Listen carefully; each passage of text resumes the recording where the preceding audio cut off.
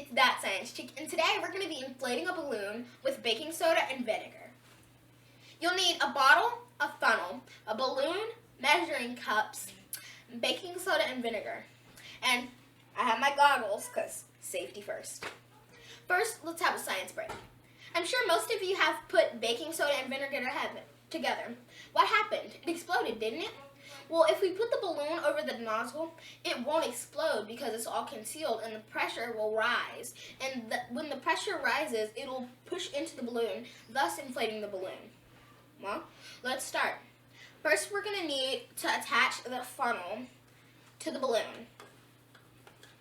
And then you're going to want to put 1/3 cup of baking soda into it. So first you got to measure it out.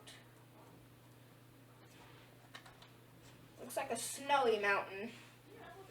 A very, very snowy mountain. Okay, so now that it's in here, if I shake it, it comes in here easier. And whew, it's in the balloon. Now we can set the balloon and the funnel aside. And now we put our vinegar. Since these are 1/3 cups, we need 1 cup of vinegar. So we have to measure this out. Now we can, oops, I'm spilling it. Now we can put the funnel into the bottle and pour it in here.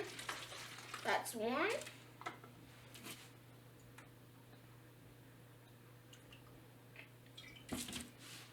That's 2.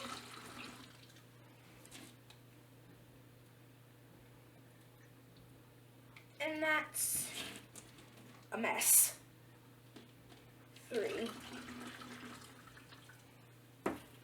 And now you can take the funnel out, and before we dump it over, you want to kind of keep it hung over and just put the nozzle on. Put it over the nozzle without dumping it in yet. And then you dump it in, and our balloon is inflating.